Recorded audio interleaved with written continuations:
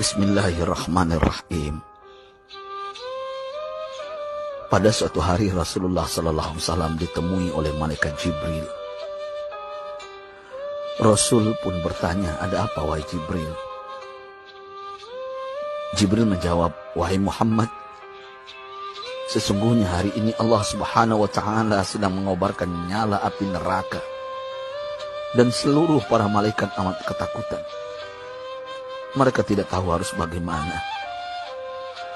Untung aku ingat," kata Jibril, "bahwa engkau Muhammad adalah sumber cinta dan sayang Allah Subhanahu wa Ta'ala kepada alam semesta. Dengan alasan itu aku kesini, bertabaruk mengambil berkah dengan cinta Allah kepada dirimu, ya Rasulullah, ya Muhammad." Rasulullah terdiam beberapa saat, kemudian bertanya lagi, "Wahai Jibril, ceritakan padaku bagaimana neraka itu sesungguhnya." Jibril menjawab, "Wahai Muhammad, neraka itu bagaikan lubang-lubang yang terdiri dari 7 tingkat. Jarak antara satu lubang dengan yang lain ialah perjalanan 70 tahun. Lubang paling bawah adalah lubang yang paling panas." Nabi SAW meneruskan pertanyaannya, "Lalu siapakah penghuni lubang-lubang neraka itu wahai Jibril? Sampaikan kepadaku Jibril." Jibril menjawab, "Lubang yang paling bawah diciptakan untuk orang-orang munafik. Lubang yang berikutnya untuk penyembah berhala. Lalu untuk penyembah bintang dan matahari."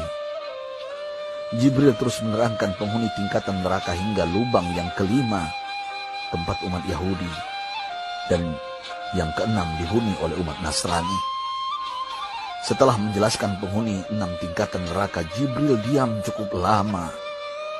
Rasulullah SAW penasaran dan bertanya kepada Jibril, "Wahai Jibril, siapakah penghuni neraka yang ketujuh?" Jibril diam saja tidak menjawab. Rasulullah SAW mengulangi pertanyaannya, tapi Jibril tetap diam. Rasulullah tambah penasaran dan mendesak Jibril agar dijawab pertanyaannya. Akhirnya Jibril pun berkata, "Umatmu wahai Muhammad, mereka itu para pelaku dosa besar di kalangan umatmu, yang dimana sampai mereka mati belum sempat bertaubat." Mendengar jawaban Jibril, Rasulullah langsung jatuh pingsan.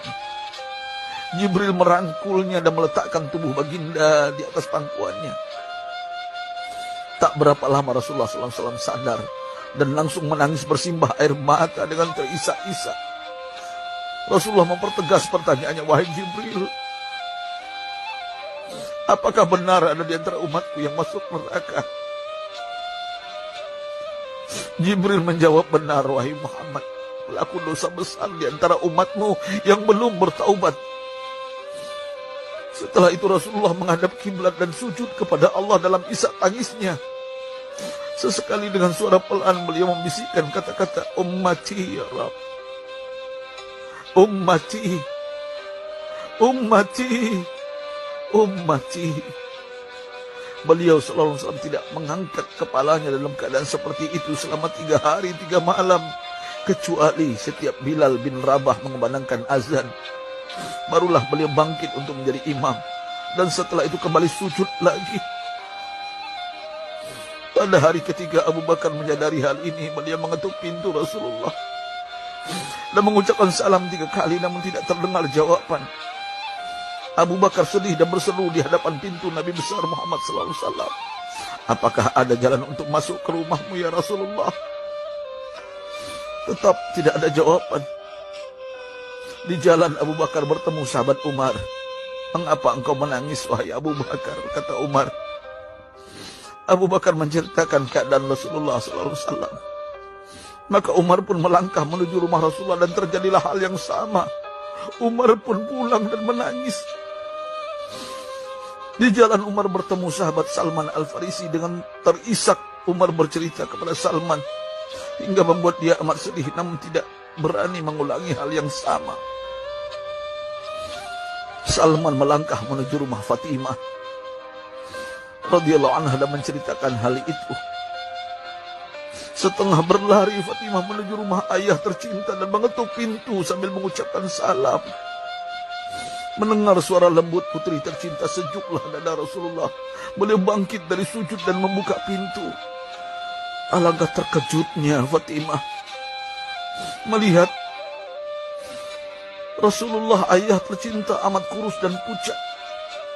Fatimah memeluknya lalu menangis. Wahai ayah, apa yang terjadi?